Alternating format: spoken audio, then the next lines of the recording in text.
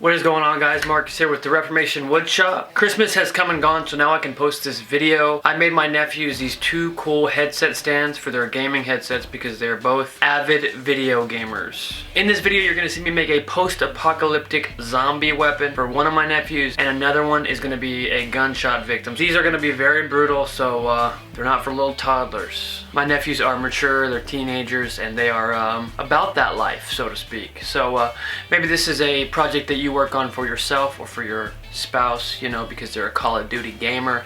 But yeah, let's get into it. Alright, so straight out the gate I'm going to be using reclaimed wood like most of my projects. I grab a couple of pieces of a butcher block cutoff that I had and start sketching away to determine the exact shape I'm going to be making these headset stands in.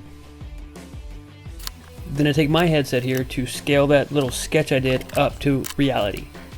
I planned on cutting these out with the bandsaw because it's thicker wood, but my bandsaw is having issues right now. So, scroll saw it is. I just switched the blade to a hardwood blade, and I take my time cutting through it and making sure that I don't bend the blade or break it or push the machine past its limits. Next up, to make the bases, I use that same butcher block cutoff and just cut a couple rectangles out of it. To secure these to the other portion of the headset stand, all I do is drill pilot holes through the bottom and drive screws straight into the other piece. I don't want to leave these bases boring and blocky, so I'm going point to point on all four of the edges so that I can taper all of them in. I'm making two stands, and for the first one, I'm going barbaric on it. I'm using the cut saw power carving wheel. Basically, I am shredding this headset stand. I am tapering the base into the actual head, and then I decide to go full throttle and just absolutely rip the whole thing to shreds.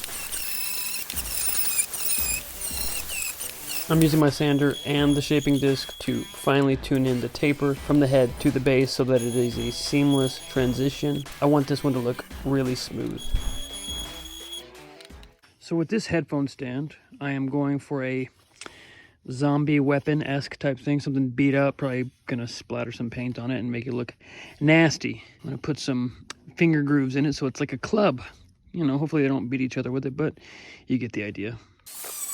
Can I just say, there's probably never been anybody else on the planet who has done power carving in a pea coat.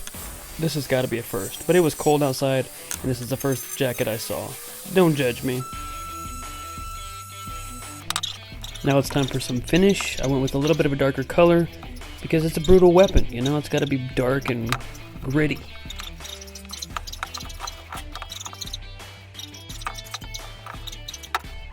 So obviously I can't wrap this thing in barbed wire or have exposed nails coming out of it, but what I can do to mimic those attributes is to just hammer nails straight up into it.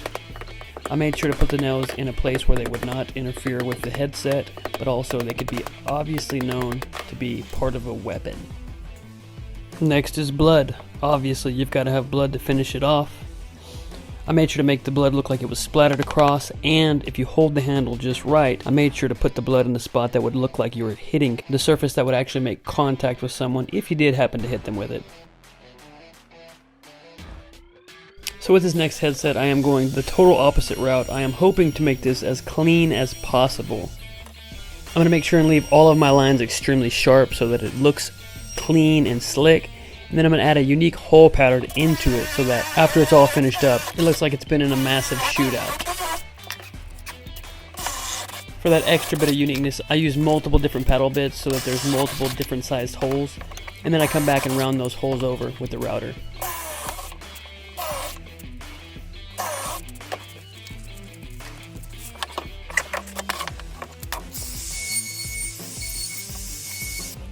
So I used black stain to stain this whole thing, but I didn't get it on camera because it cut off right as I started. So you'll see in the next clip, it's black. Alright, so I'm at this point with the black headset stand where I don't know what else it needs to pop. And I'm thinking, and I'm like, what do I have? I thought about running wire through the holes. I have had a box of shell casings sitting up on my paint cabinet forever. Now's the time to put them to use. So for this part, I got lucky. I found a paddle bit that was the exact same size as 38 special rounds. So I used that bit to drill shallow little holes that those rounds could fit perfectly into.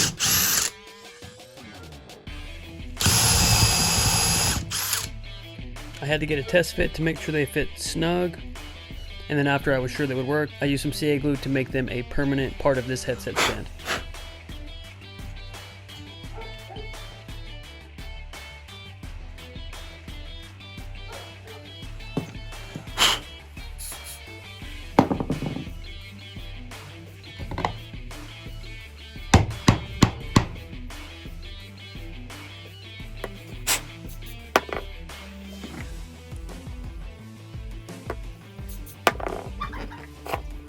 After that side was done, all that was left to do was to repeat the process on the opposite.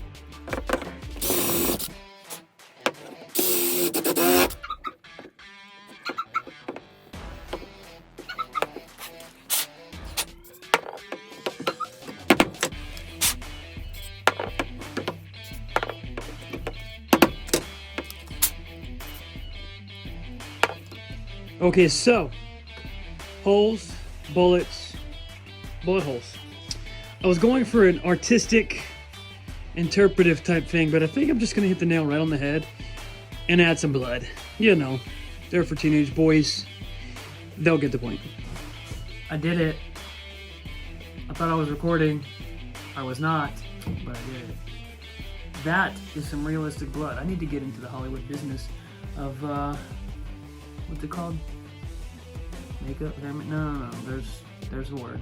Let me know what it is in the comments. That's blood.